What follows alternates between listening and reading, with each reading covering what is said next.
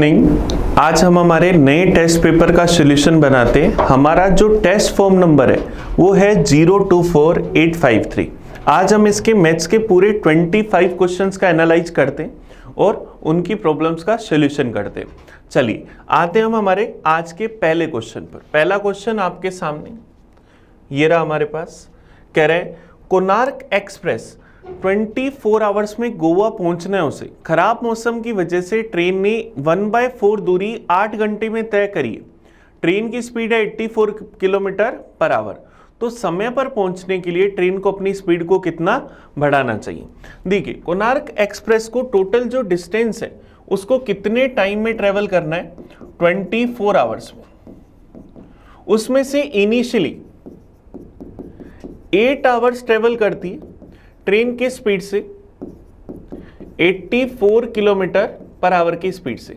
तो कितनी distance travel करेगी, speed into time, 84 into 8 kilometre. और 8 आवर्स में इसने अपनी डिस्टेंस का 1/4 पार्ट कंप्लीट कर लिया। 1/4 पार्ट कंप्लीट कर लिया। अब अपनी स्पीड को कितना बढ़ाए ताकि वो टाइम पर पहुंच जाए। 24 घंटे में से अगर हम 8 घंटे चल लिए तो टाइम कितना बचा, 16 घंटे। टाइम हमारे पास 16 घंटे बचा हुआ है। टोटल डिस्टेंस अगर 4 है तो हमने उसमें से कितनी डिस्टेंस ट्रेवल करी, 1 ट्रेवल कर ली। तो रिमेनिंग डिस्टेंस कितनी आई, 3। तो रिमेनिंग डिस्टेंस हमें अभी जो ट्रेवल करनी है वो 84 इंटू 8 इंटू 3 किलोमीटर इतनी ट्रेवल करनी। 16 आवर्स में ट्रेवल करनी है तो स्पीड क्या होगी, डिस्टेंस अपॉन टाइम। तो 84 इंटू 8 इंटू 3 अपॉन में 16। 8 से क्या 2 टाइम, 2 से क्या 42 टाइम, 42 इंटू 3 126। हमें चलना है 126 की स्पीड से। हम पहले चल रहे हैं 84 की स्पीड से। तो हमें स्पीड को कितना इंक्रीज करना है, 42 किलोमीटर पर आवर। तो हमारा आंसर क्या आ जाएगा, ऑप्शन नंबर डी। ये हमारे पास इस क्वेश्चन का आंसर आ जाएगा। और स्पेशली ध्यान रखना, इसने पूछा है अपनी ट्रेन कितनी स्पीड बढ़ानी चाहिए। तो हमें जितनी इंक्रीज करी वही बतानी है, इंक्रीज्ड। ऐसा नहीं कि आप टोटल 126 निकालते हैं आंसर टिक कर दो। चलिए नेक्स्ट क्वेश्चन पर चलते हैं, 52 नंबर पर। x plus y plus z हमें 15 दे रखे, एक्स वाई वाई जेड और जेड एक्स 75 है। तो हमें ये बताना है कि किसके बराबर है। अब एक्स वाई जेड तीनों का total 15, x y y z और जेड एक्स इन तीनों का टोटल 75। तो अगर हम x बराबर y बराबर z 5 रखते तो ये दोनों इक्वेशंस क्या सेटिस्फाई हो रही। इसका मतलब x y z सब बराबर है। मुझे बताना है x plus 4y plus z upon में 3z। सबकी जगह अगर मैं x रख दूं तो x plus 4x plus x, क्योंकि x y z बराबर है, अपॉन में 3x। तो 6x अपॉन 3x, 6/3 क्या आएगा, 2। तो आंसर क्या आ जाएगा, ऑप्शन नंबर बी। ये हमारे पास इस क्वेश्चन का आंसर आ जाएगा 52 नंबर का। चलिए नेक्स्ट क्वेश्चन पर चलते हैं, 53 नंबर पर। 53 नंबर क्वेश्चन, 30 डेसीमीटर चौड़ा और 12 डेसीमीटर गहरा एक नाला 100 किलोमीटर पर आवर की स्पीड से पानी को प्रवाहित कर रहा है। तो 30 मिनट में कितने एरिया की सच्चाई हो जाएगी यदि 8 सेंटीमीटर ठहरे हुए पानी की आवश्यकता है। चलिए सारे आंसर हमें मीटर स्क्वायर की टर्म में दे रखे हैं, तो इसका मतलब हमें सारी वैल्यू को मीटर में बदलना पड़ेगा। देखिए हमारे पास एक कोई नाला है जिसकी चौड़ाई हम लोगों को दे रखी है 30 डेसीमीटर। इसको अगर मीटर में बदलूं, 10 का भाग दे दो तो क्या आ जाएगा, 3 मीटर।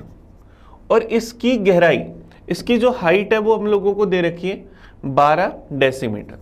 तो 12 डेसीमीटर को अगर मैं मीटर में बदलूं तो 12/10 1.2 मीटर। ये हमारे पास आ गई।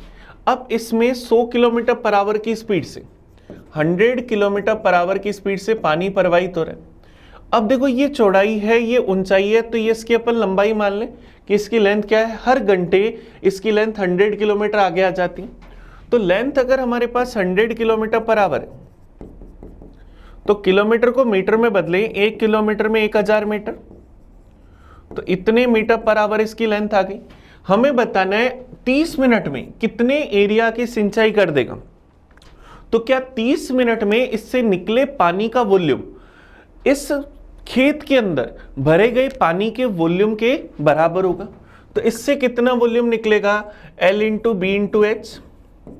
और खेत का एरिया में फाइंड करना है, तो एरिया हमने एरिया ए लिख दिया और उसकी हाइट हमें कितनी चाहिए, 8 सेंटीमीटर।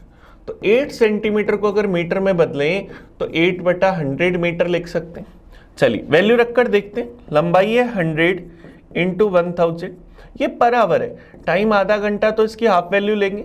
चौड़ाई हमारे पास 3 और गहराई हाइट हमारे पास 1/2, एरिया इंटू उसकी हाइट। तो अब देखो हाइट हमारे पास यहाँ क्या है, एरिया में फाइंड करना है, हाइट हमारे पास क्या है 8/100। चलिए इसको सोल्व करके देखते हैं।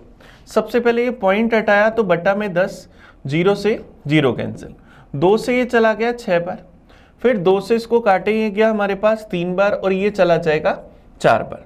4 से अगर अपन इसको काट दें 25 बार तो 3 3 9, 25 गुना 9 गुना 1000, ये हमारे पास उसका एरिया आएगा मीटर स्क्वायर। 25 को 9 से गुना करा तो क्या है 225, गुना में हमारे पास क्या आ जाएगा 1000, और ये 10 ऊपर से जो बचा ये और आ जाएगा, इनटू में क्या आ जाएगा 10,000, ये जो 0 बचा था ये भी ऊपर आ गया। तो हमारे पास क्या है, अगर मैं इसको 2.25 लिखूं तो गुना कर दो 100 से और 10 की पावर 4 पहले से, तो क्या आ जाएगा 2.25 इंटू 10 की पावर 6, 2 ईयरी 4 ईयरी तो पावर 6, तो आंसर क्या आ जाएगा 2.25 इंटू 10 की पावर 6 मीटर स्क्वायर, ये हमारा आंसर आ जाएगा। तो ये हमारे पास क्वेश्चन था मेंसुरेशन का, बढ़िया क्वेश्चन था। बस इतना ही ध्यान होना चाहिए कि इस नाले में से निकले पानी का वॉल्यूम फील्ड के अंदर भरे गए पानी के वॉल्यूम के बराबर होगा। चलिए नेक्स्ट क्वेश्चन पर चलते हैं 54 पर। एक संख्या 16xy परफेक्टली डिवाइड होती है 4 से, लेकिन 11 से भाग देने पर 10 रिमाइंडर प्राप्त होता है। तो x या y हमें बताना है कि इसमें से कौन सा नहीं हो सकता। नंबर हमारे पास है 16xy, नंबर हमारे पास है 16xy। अब देखो छोटे से छोटा नंबर जिसमें ये xy अगर अपन माने तो 1600 होगा। 1600 को सबसे पहले अपन 11 से डिवाइड करके देखते हैं। 4 से तो जाहिर है, भाग दिया एक बार 11, बच गया 5 50, फिर चला गया 4 बार 44, बच गया 6 60, फिर चला जाएगा 5 बार 55, रिमाइंडर क्या बच रहा है 5। ये नहीं बचना चाहिए था, तो इसमें क्या ऐड करें, 11 और 5 का डिफरेंस 6। 1600 में अगर 6 ऐड कर दूं तो 1606 सबसे पहली वो संख्या आ जाएगी जिसमें 11 का पूरा पूरा भाग जाता है। अब 11 से भाग देने पर 10 शेषफल बचना चाहिए, तो इस नंबर में अगर 10 ऐड कर दूं तो 1616, ये एक ऐसा नंबर आ गया जिसमें 11 का भाग देने पर क्या बचेगा 10 बचेगा। और क्या 1616 में 4 का पूरा पूरा भाग जाता है, बिल्कुल लास्ट के दोनों डिजिट में भाग जा रहा है। अच्छा अब इसका मतलब देखो x और y 1616 अगर लिखते हैं तो x 1 हो सकता है और y 6 हो सकता है, इसका मतलब 16 तो हमारे आंसर नहीं होंगे, 16 तो हमें मिल गए। चलिए इसके बाद देखो नेक्स्ट हमें क्या वैल्यू देखेंगे। अब मुझे 11 और 4 लेना है, 11 और 4, इन दोनों का एलसीएम अगर मैं लूं तो क्या है 44। इसका मतलब इससे नेक्स्ट जो नंबर होगा जिसमें इन दोनों का भाग जाना चाहिए वो क्या होगा 44 ज्यादा होगा। तो 1616 में अगर 44 44 ऐड कर दे तो क्या जाएगा 1660। अब 1660 अगर लेते हैं तो x का मान हमारे पास क्या हो जाएगा 6 और y का मान 0, इसका मतलब 0 भी नहीं होगा। तो हमारे पास एक ही ऑप्शन बचा, इसका मतलब डेफिनेटली 7 आंसर होगा। इससे नेक्स्ट नंबर अगर 44 ज्यादा लो तो वो तो 1704 आ जाएगा, तो वो तो कंडीशन ही फुलफिल नहीं हो रही क्योंकि 16 चाहिए, इसका मतलब 0 नहीं होगा, 6 नहीं होगा, 1 नहीं होगा। तो हमारे पास x और y का मान क्या नहीं हो सकता 7 नहीं हो सकता, क्योंकि इन सबके मान ये तो पॉसिबल है। चलिए नेक्स्ट क्वेश्चन पर चलते हैं 55 नंबर पर। एक दुकानदार 278 रुपए पर किलोग्राम के हिसाब से वस्तु को क्रय मूल्य पर बेचता है, लेकिन 786 ग्राम के बाट का इस्तेमाल करता है। तो हमें उसका लगभग लाभ प्रतिशत बताना है कि क्या होगा। दुकानदार जब भी कोई वस्तु खरीदता है तो वो पूरी 1 केजी या 1000 ग्राम खरीद कर लाएगा।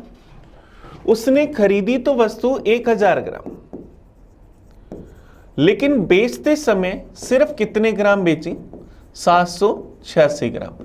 अब वो चाहे कितने रुपए में ही बेचे कोई फर्क नहीं पड़ना, क्योंकि सेम रेट में खरीद रहे हैं और सेम रेट में बेच रहे हैं।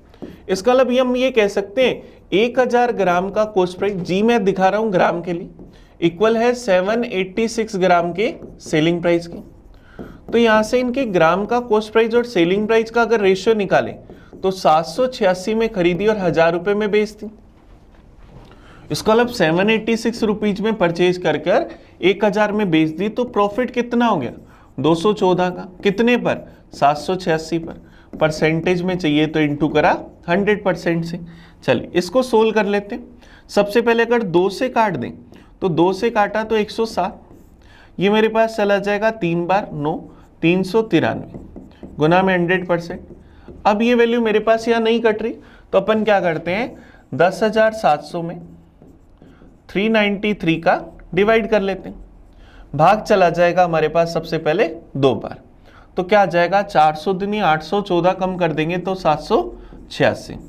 10 में से 6 गए 4, 16 में से 8 गए 8 और 9 में से 7 गए 2, 284 बचा, ऊपर से आ गया 0। अब अगर भाग देंगे तो भाग चला जाएगा 7 पर। 7 × 21 2, 7 × 3 63 और 2 65 5, 7 × 21 और 7 × 21 और हमारे पास क्या बचा था, चलो वापस देख लेते हैं। 7 × 21 कैरी आ गई 2, 63 और 2 65, क्या बच जाएगा 6। तो मेरे पास 21 और 6 2751। इसके बाद हमारे पास यहाँ से क्या बच जाएगा, 10 में से गया 9, फिर यहाँ 3 में से 8, 89 बचा। अब ये 27 के आसपास ही आएगा, तो आंसर क्या आ जाएगा 27%। ये हमारा आंसर आ जाएगा। तो उसे कितने परसेंट का लाभ हो जाएगा, 27% का। आज के पेपर के अभी हमने पहले 5 क्वेश्चंस कर ली। चलिए नेक्स्ट क्वेश्चन पर चलते हैं। नेक्स्ट क्वेश्चन हमारे पास है ट्रायंगल ABC। इसके अंदर हमें एंगल ABC दे रखा है 60 डिग्री। AD जो है परपेंडिकुलर है BC पर A से। If AB equal to x, AC equal to 3x/2, तो हमें CD बतानी है कि किसके बराबर होगी। चलिए कोशिश करते। एक ट्रायंगल है ABC जिसमें एंगल B हमें क्या दे रखा है 60 डिग्री। AB हमें क्या दे रखी है x, AC हमें दे रखी है 3x/2। A से BC पर एक एल्टीट्यूड ड्रॉ करा गया AD। तो अगर मैं एक एल्टीट्यूड ड्रॉ कर दूं AD, तो हमें क्या करना है CD की लेंथ बतानी है कि किसके बराबर होगी। ये 90 डिग्री, ये 60 डिग्री, तो ये 30 डिग्री। अब यहां पर हम लोग जानते हैं ट्रिपलेट रेशियो के हिसाब से 90 के सामने सबसे बड़ी भुजा, तो 30 के सामने इसकी हाफ और 60 के सामने √3/2x। तो ये साइड पता है, ये साइड पता है, ये चाहिए तो पाइथागोरस थ्योरम लगा दें। रूट में 3/2x का स्क्वायर करेंगे तो 9/4x²। माइनस में हमारे पास क्या जाएगा 3/4x²। तो ये हमारे पास क्या जाएगा रूट में 6/4x², या रूट में 3/2x², तो x² तो बाहर आ जाएगा, तो क्या जाएगा √3/2 × x। तो हमारा आंसर क्या जाएगा ऑप्शन नंबर बी, ये हमारे पास आ जाएगा। हमारे पास रूल क्या रहता है 30, 60 और 90, ये 3 जो एंगल्स है इनके सामने के साइड्स का रेशियो 1:√3:2 रहता है, जिसका हम लोगों ने यहां पर यूज करा। चलिए नेक्स्ट क्वेश्चन पर चलते हैं। 57 नंबर पर दिए गए डायग्राम में हमें x की वैल्यू बतानी है कि क्या होगी। अब देखो ये सर्किल है, इसमें हमारे पास एक तो सेकेंड है, या मैं कह सकता हूं कोड है, और एक टेंजेंट है। तो हम यहां से क्या लिख सकते हैं, हमें ये पता है क्या, एक थ्योरम होती है PT² बराबर PA × PB। PT² बराबर PA × PB। अब PT क्या है 12, तो 12 का स्क्वायर 144 बराबर PA की वैल्यू x और PB की वैल्यू क्या हो जाएगी x + 7। अब हमें x का मान चाहिए, तो ऑप्शन से वैल्यू चेक करते। ऑप्शन से पहली वैल्यू 13 अगर चेक करूं तो क्या आएगा 13 × 13 + 7 20, ये तो बन जाएगा 260। तो पहला ऑप्शन तो नहीं होगा। दूसरा ऑप्शन चेक करा 9, तो 9 × में 9 + 7 16, 16 × 9 क्या 144 बन रहा है, बिल्कुल बन रहा है। तो हमारा आंसर क्या जाएगा 9 सेंटीमीटर। तो x की वैल्यू हमारे पास क्या आई 9। चलिए नेक्स्ट क्वेश्चन पर चलते हैं। 58 नंबर पर 58 नंबर क्वेश्चन देखो क्या कह रहा है, √13 + √13 - √13 प्लस, देखो प्लस माइनस अल्टरनेटिवली चल रही। तो जब स्टार्टिंग प्लस से होती है तो इसके लिए एक छोटा सा फॉर्मूला होता है, रूट में 4a - 3 + 1/2। ए जो अंदर टर्म लिखी हुई है, ए की जगह क्या है 13, तो यहाँ 13 लिखूं तो क्या आएगा 13 चौक 52, माइनस में 3, ये रूट में इतनी टर्म आई प्लस 1 अपॉन में 2, तो हमारे पास क्या बना 52 में से 3 गया 49, 49 का मतलब 7 + 1 बाय 2, तो 8/2 क्या बना 4। तो ऊपर वाली टर्म को जब हमने सोल्व करा तो हमारा आंसर क्या आया 4। अब अपॉन वाली टर्म देखिए, सारी टर्म प्लस प्लस में, तो प्लस में है तो 20 जो है दो कंटिन्यू नंबर्स 5 और 4 का मल्टीप्लाई है। जब प्लस होता है तो बड़े वाला नंबर लिखते हैं, माइनस होता है तो छोटे वाला, तो यहाँ प्लस है तो क्या आ जाएगा 5, तो आंसर क्या आ जाएगा ऑप्शन सी 4/5। तो बस हमें उसके लिए फॉर्मूला याद रखना है, स्टार्टिंग प्लस से हो तो +1 आता है, स्टार्टिंग अगर माइनस से हो तो -1 आता है। चलिए नेक्स्ट क्वेश्चन पर चलते हैं 59 नंबर पर। थीटा अगर 36 डिग्री है तो sine theta plus cos theta का whole square minus sine 2 theta की वैल्यू बतानी है कि क्या हो। Sine theta plus cos theta का होल स्क्वायर माइनस में साइन 2 थीटा, इसकी वैल्यू बतानी। होल स्क्वायर अगर ओपन करें तो sine square theta plus cos square theta minus में 2 sine theta cos theta minus में साइन 2 थीटा, और ये टर्म हमारे पास ये प्लस है तो प्लस में आएगी, तो ये टर्म और ये टर्म आपस में कट जाएगी, क्योंकि साइन 2 थीटा का मान ही क्या होता है 2 साइन थीटा कोस थीटा, और sign square theta plus cos square theta क्या होता है 1। तो हमारा आंसर क्या आ जाएगा ऑप्शन नंबर डी। तो 59 का आंसर क्या आ जाएगा 1। चलिए नेक्स्ट क्वेश्चन पर चलते हैं 60 नंबर पर। 60 नंबर क्वेश्चन हमारे पास डीआई का क्वेश्चन है। हमें कह रहा है नीचे दिए गए पाई चार्ट में कॉलेज में विभिन्न विभागों में पढ़ रहे स्टूडेंट्स को रिप्रेजेंट करता है, तो हमें इस पे आंसर देने। टोटल नंबर ऑफ स्टूडेंट है 900 और सारी वैल्यू हम लोगों को यहाँ पर डिग्री में दे रखी है। चलिए आते हैं इसके पहले क्वेश्चन पर। हमें कह रहे हैं किस विभाग में 160 स्टूडेंट पढ़ते, हमें बताना है वो कौन सा डिपार्टमेंट है जिसमें नंबर ऑफ स्टूडेंट क्या है 160। चलिए टोटल स्टूडेंट 900 है और पूरे सर्किल के सेंटर पर जो एंगल बनता है वो 360 डिग्री बनता है।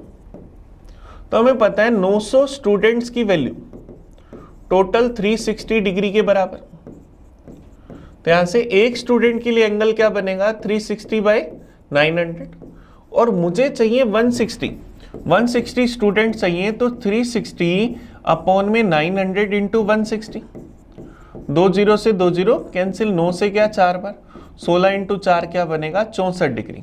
अब देख लो 64 डिग्री किस में बन रहा है हिंदी में, तो हमारा आंसर क्या जाएगा ऑप्शन नंबर बी।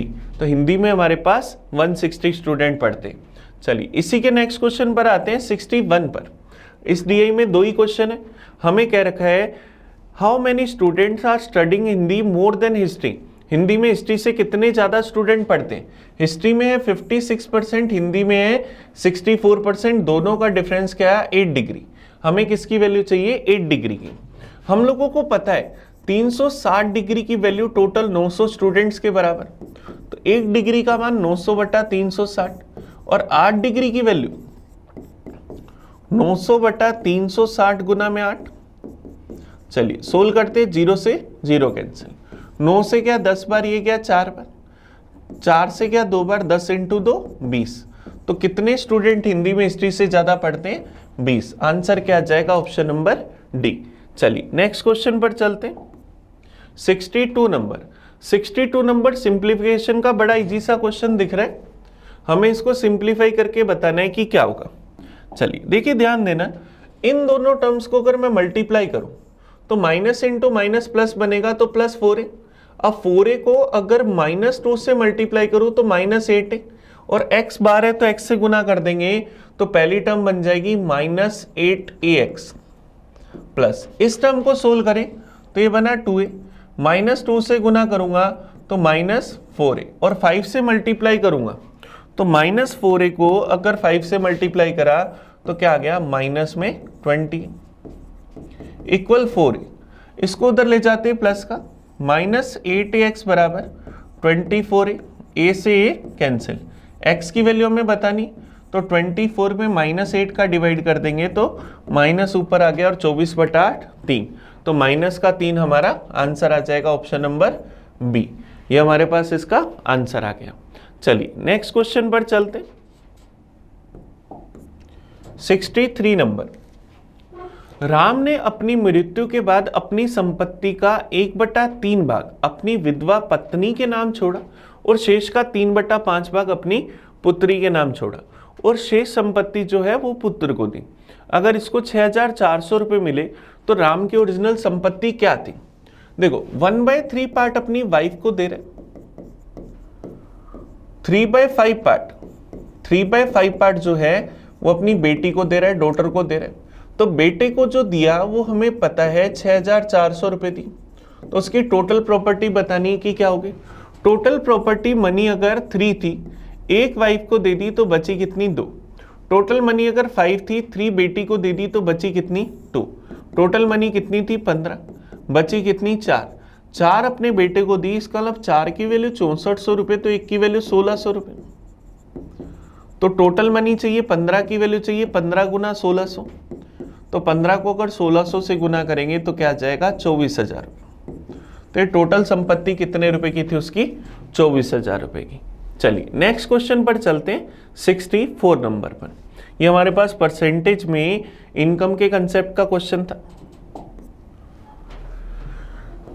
एक किसान ने 12% प्रतिवर्ष ब्याज पर 2400 रुपये उधार ली और 2.5 साल के अंत में उसने 1200 रुपये और एक गाय देकर अपना हिसाब क्लियर कर दी। तो हमें गाय की कीमत बतानी है कि क्या होगी। अब देखिए इसमें नहीं बता रखा कि ये सिंपल इंटरेस्ट है या कंपाउंड इंटरेस्ट, और जब भी नहीं बोल रखा होता तो ये क्वेश्चन किसका होता है? सिंपल इंटरेस्ट का। तो हम लोगों को पता है कि रेट हमारे पास कितनी? 12%, टाइम कितना?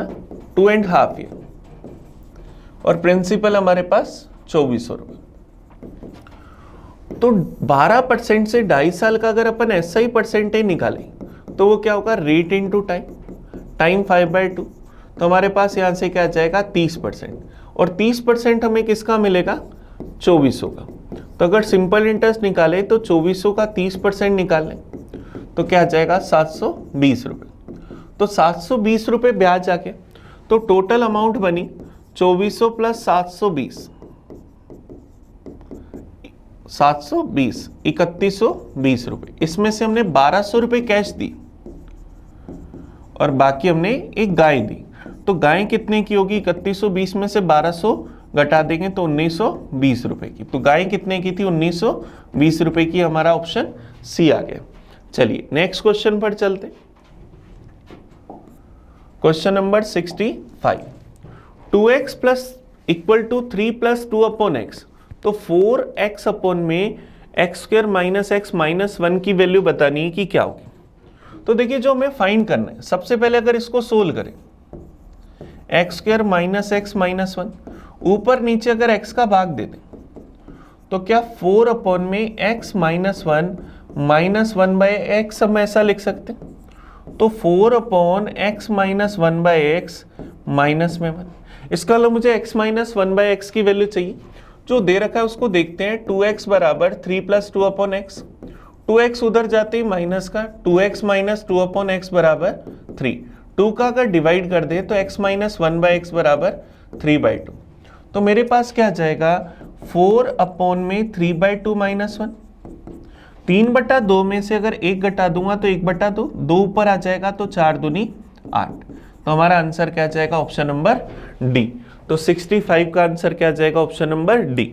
अभी तक हमने पेपर के 15 क्वेश्चन कर लिए, सारे क्वेश्चन बड़े इजी थे। चलते नेक्स्ट क्वेश्चन पर, 66 नंबर पर। From the peak of a hill which is 300 meter height, the angle of the depression of the two sides of the bridge lying on the ground are 45 degree and 30 degree. Both ends of bridge are on the same side of the hill. Then the length of bridge is. देखिए ये बड़ा easy सा question है। ये हमारे पास एक 300 metre ऊंची कोई पहाड़ी, इससे हमने क्या करा? ब्रिज के दोनों वर्टेक्सेस को देखा जिसके एंगल हम लोगों को दे रखे 45 डिग्री और 30 डिग्री। तो ये एंगल 45 डिग्री और ये 30 डिग्री। तो मुझे क्या करना है? इस ब्रिज की लेंथ बतानी। 45 के सामने 300 मीटर, तो ये भी 300 मीटर। अब 30 के सामने 300 मीटर, तो पूरी लेंथ जो होगी वो इसकी √3 गुना 300 √3 मीटर। अब मुझे ब्रिज की लेंथ चाहिए, तो दोनों लेंथ का डिफरेंस निकाल दो। 300√3 में से 300 माइनस कर दें तो क्या आ जाएगा 300 इंटू √3 माइनस 1, ये हमारे पास ब्रिज की लेंथ आ जाएगी। तो हमारा ऑप्शन क्या आ जाएगा, ऑप्शन नंबर डी, ये हमारे पास आ जाएगा। कई बार इस तरह के क्वेश्चन में रूट की वैल्यू सोल्व भी कर रखी होती है, तो √3 का मान 1.732 होता है, हम वो रखकर भी अपना आंसर निकाल सकते हैं। चलिए 67 पर चलते हैं। The ratio weight of two spheres, हमारे पास दो गोले हैं, उनके वेट का रेशियो दे रखा है of different material is 8:17 and the ratio of the weight पर 1 cc of material of each is 289/64, then the ratio of the radius of two spare is। चलिए कोशिश करते हैं। देखिए ध्यान देना, जो दो स्पेयर है उनकी रेशियो चाहिए हमें उनकी रेडियस का, तो उनकी रेडियस R1 और R2 अज्यूम कर लेते हैं। और इसने दे रखा है द रेशियो ऑफ वेट पर 1 cc। 1 cc का मतलब होता है क्यूबिक सेंटीमीटर, इसका मतलब सेंटीमीटर क्यूब, और सेंटीमीटर क्यूब का मतलब क्या है, वॉल्यूम। तो ये वेट क्या दे रखा है, रेशियो वेट पर वॉल्यूम, ये हमें दे रखा है। चलिए कोशिश करते हैं। हमें दे रखा है रेशियो ऑफ वेट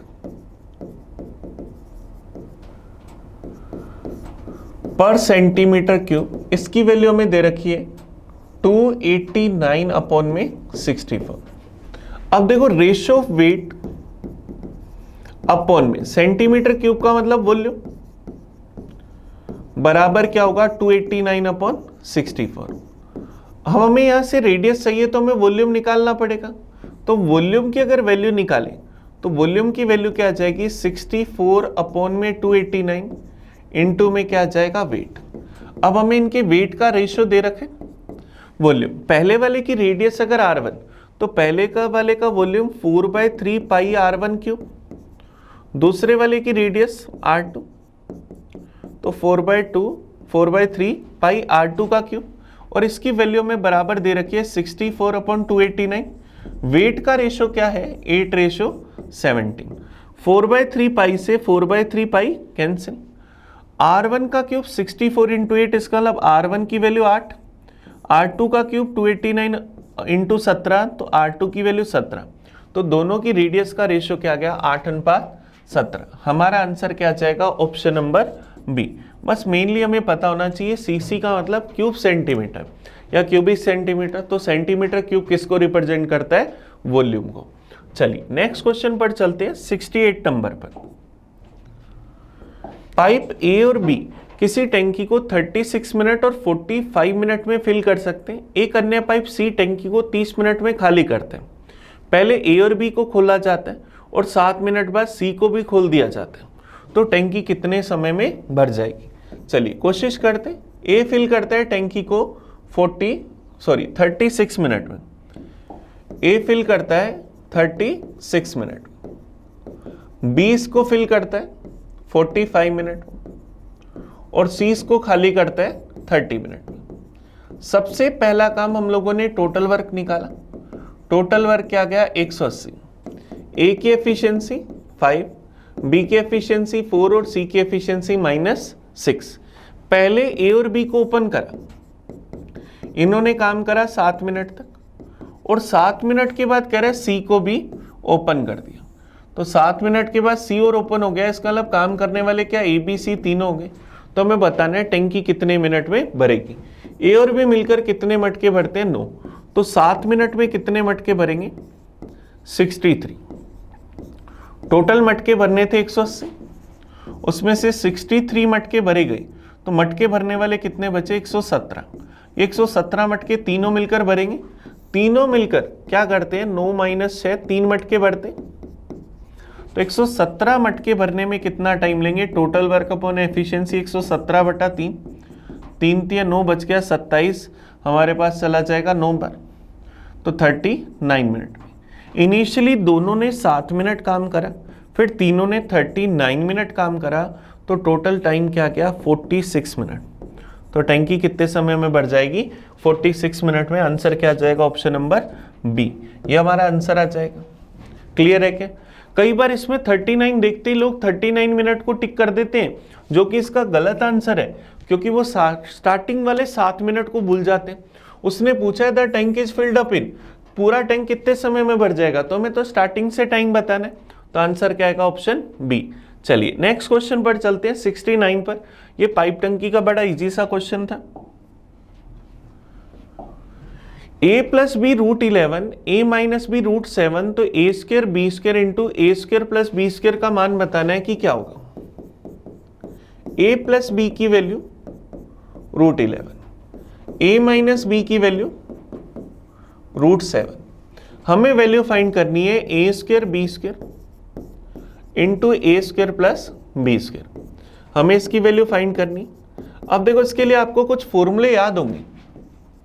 आपको याद होगा कि 4ab का मान a प्लस बी का whole square minus a minus b का होल स्क्वायर होता है।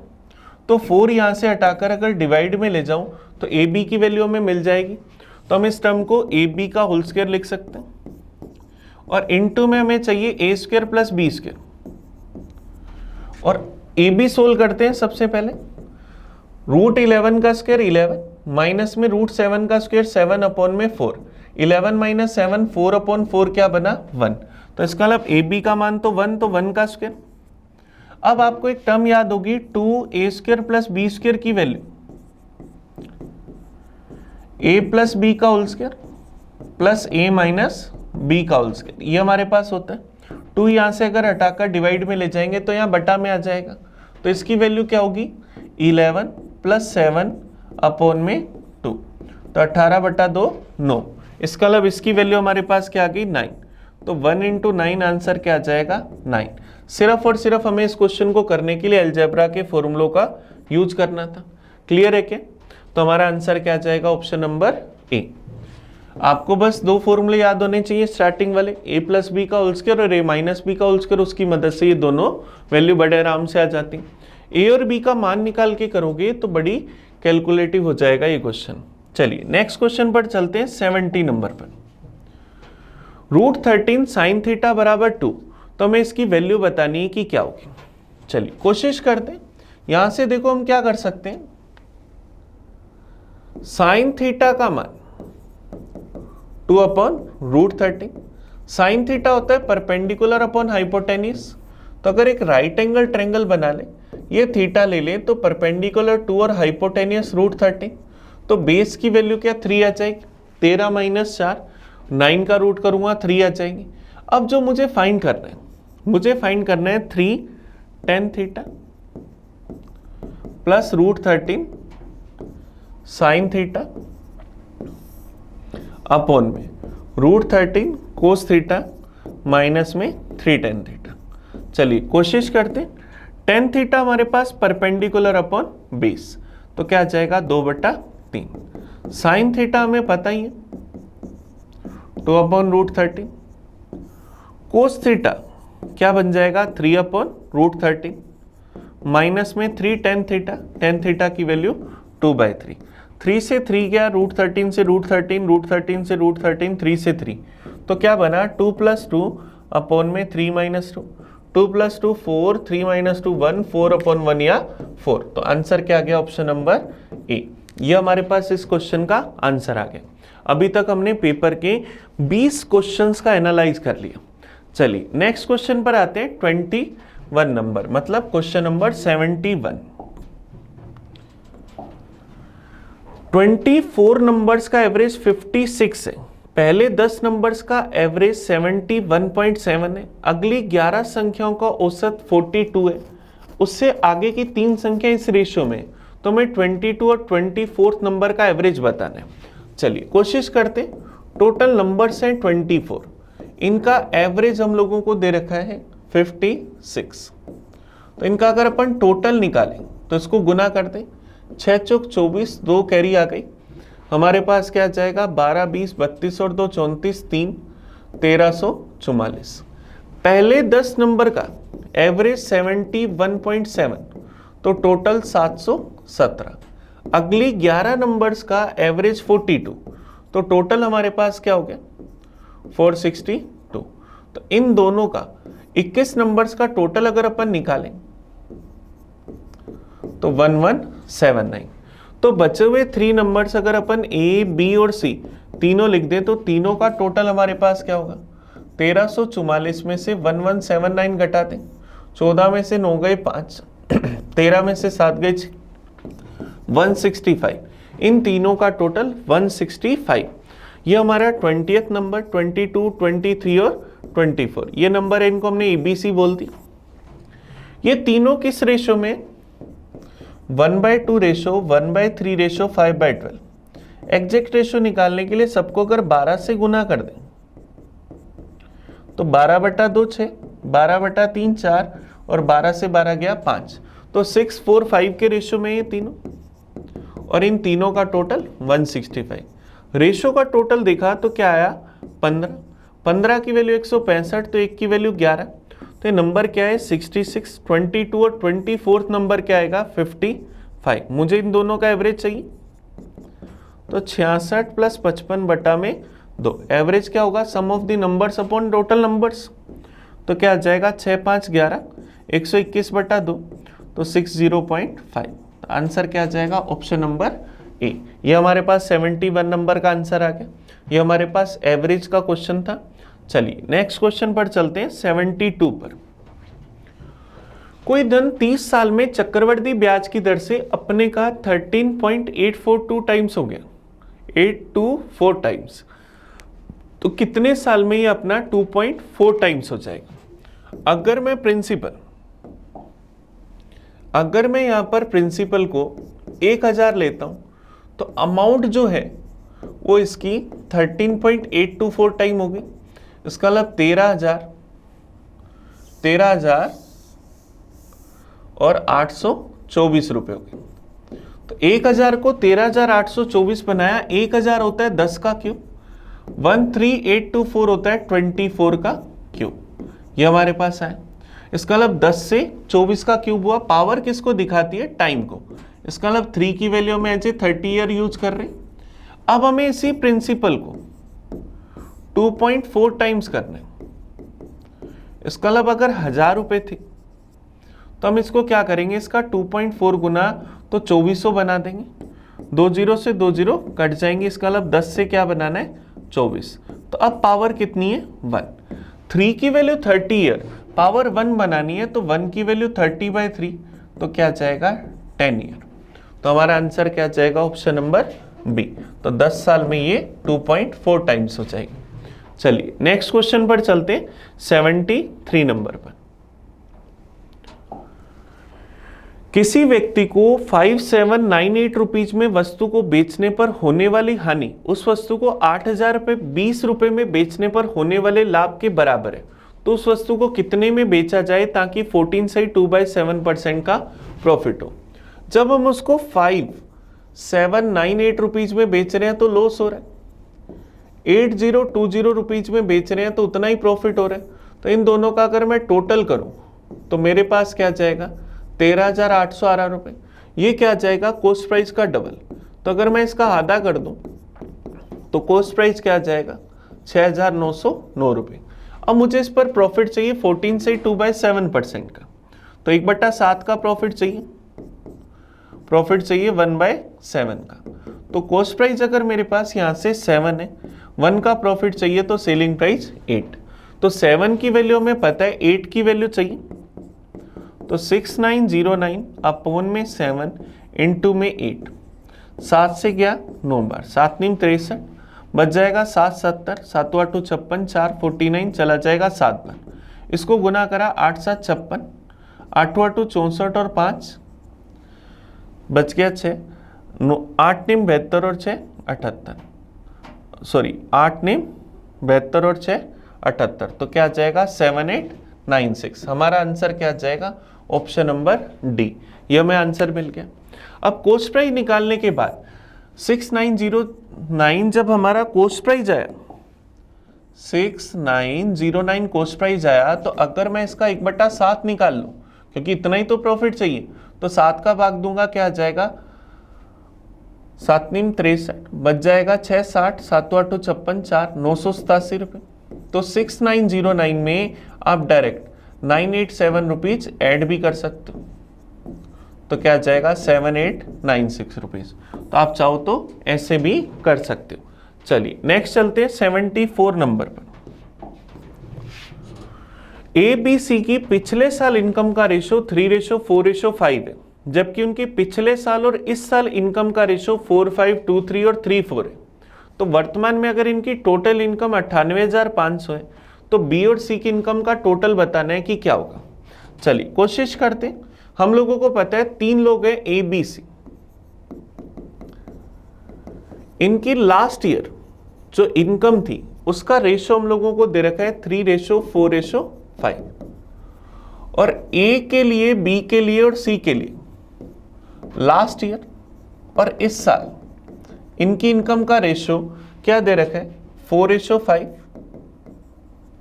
बी के लिए दे रखा है 2:3 और सी के लिए हम लोगों को दे रखा है 3:4। ऐसा हमें दे रखा है। मैं 4x 5x मान लेता हूं, इसको 2y 3y, इसको 3z और 4z, ऐसा हम मान सकते हैं। तो ए की इनकम पिछले साल 4x थी और बी की इनकम पिछले साल 2y थी। इसका रेशो क्या है 3:4। यहां से इसको सोल्व करें तो x और y का रेशो 2 में आ जाएगा, 3:8 आया।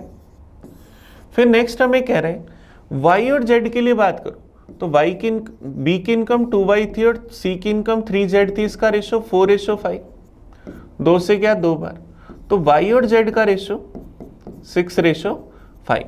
एक्स वाई का रेशो पता है, वाई जेड का रेशो पता है, तो तीनों का कंबाइंड रेशो निकाल लें, 3:8 और 6:5। यहां क्या लिखा 8, यहां क्या लिखा 6, मल्टीप्लाई करना है, 6 3 18, 8 6 48 और 8 5 40, 2 से काट दिया 9 24 और 20। ये मेरे पास एक्स वाई जेड की वैल्यू आ गई 9 24 और 20। तो मैं ए और बी की, ए बी सी इनकी इनकम अगर निकालूं लास्ट ईयर इस ईयर, तो एक्स की जगह 9 रखना है, 9 से गुना करा तो क्या आ जाएगा 9 चौक 36 और 45। बी की वैल्यू चाहिए, वाई के लिए 24 रखा तो 24 दूना 48, 24 या 72। सी की वैल्यू चाहिए, जेड की जगह 20 रखा तो क्या आ जाएगा 60 और 80। तो इस साल तीनों की इनकम ये है 45, 72 और 80। मुझे बी और सी का टोटल बताना है। तीनों का टोटल है 98500। रेशो में अगर टोटल देखें तो 197, और वैल्यू किसकी चाहिए बी और सी के टोटल की, तो क्या जाएगा 152 की। ये चला गया हमारे पास 500 बार, 152 को 500 से गुना करा तो 76,000। तो ऑप्शन क्या जाएगा सी। तो बी और सी की टोटल वैल्यू क्या आई 76,000। ये रेशो मैंने आपको एक्स वाई जेड की मदद से इक्वल करना सिखाया। कई लोग इन वैल्यूज को देखकर भी इक्वल करने की ट्राई करते हैं कि यहाँ 3 था यहाँ 4 था, सेम बनाना है 12 बना दो, फिर उसके बाद फिर और चेक कर लेते हैं 4 से मल्टीप्लाई करके। तो इस तरह से डायरेक्ट भी आप इक्वल कर सकते हो। चलिए नेक्स्ट क्वेश्चन पर चलते हैं 75 पर, इस पेपर का लास्ट क्वेश्चन। ए की इनकम बी की इनकम का 57 से 1/7% है, 57 से 1/7%। अब देखो इसको देखकर आपको पता लग रहा है 1/7 की वैल्यू 14 से 2/7% होती है, तो ये जो वैल्यू है वो किसकी है 4/7 की। ए की इनकम बी की इनकम का, किसका बी का, तो बी बटा में आएगा और ए का आएगा ऊपर, तो ए और बी का रेशियो क्या होगा 4:7। इसका मतलब ए की इनकम और बी की इनकम 4:7 में अगर अपन मान ले 400 और 700 कि ए की इनकम 400 रुपए थी और बी की इनकम 700 रुपए थी। फिर हमें नेक्स्ट लाइन में क्या कह रहा है, if A's income is 525% more than B saving. B की बचत अपने आप में 100%, ए की इनकम इससे 525% ज्यादा है। इसका मतलब क्या होगा, ए की इनकम बी के सेविंग के 625% के बराबर होगी। ए की इनकम हमने ली 400, बी की बचत निकाल लेते हैं, 625 परसेंटेज हटाया बटा में 100, 25 से गया 25 बार, ये गया 4 बार, 25 से गया 16 बार, 16 इंटू 4 64। तो बी की बचत क्या आई 64, बी की बचत क्या आई 64। अगर कोई 700 कमा रहा है 64 बचा रहा है, इसका मतलब खर्च कितने करेगा, 636। फिर नेक्स्ट हमें क्या दे रखा है, एज सेविंग इज 16 से 2/3% ऑफ बीज एक्सपेंडिचर। ए की बचत जो है बी के खर्चे का 1/6 है, 16 से 2/3% का मतलब 1/6।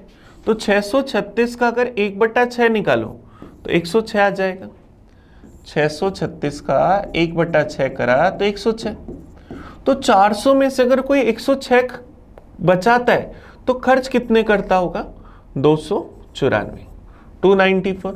तो ये मेरे पास ए बी दोनों की इनकम, एक्सपेंडिचर और सेविंग्स आ गए। हमें कह रहे हैं ए और बी की बचत के बीच में अंतर 315 रुपए का है। इसका डिफरेंस अगर निकालें तो 42 की वैल्यू 315 रुपए। मुझे बताना क्या है, ए और बी की एवरेज इनकम। टोटल इनकम हुई 7 और 4 1100, तो एवरेज क्या होगा 1100/2 550।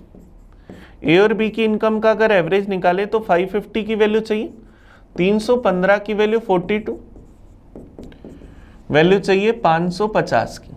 चलिए सोल्व कर लेते हैं इसको। अगर 7 से काटेंगे या 6 बार, 7 से काटा 7 चौक 28, बच जाएगा 3 35 चला जाएगा 5 बार, 3 से चला गया 2 बार, 3 से गया 15 बार, 2 का 550 में भाग दिया तो 275। 275 को अगर अपन 15 से गुना करें, 10 से गुना करा तो 2750, 5 से अगर मैं गुना करूं तो क्या आ जाएगा 1000 और 375 1375। इसको अगर ऐड करें तो 4125। आंसर क्या आ जाएगा, ऑप्शन नंबर सी। ये हमारे पास आंसर आ गया।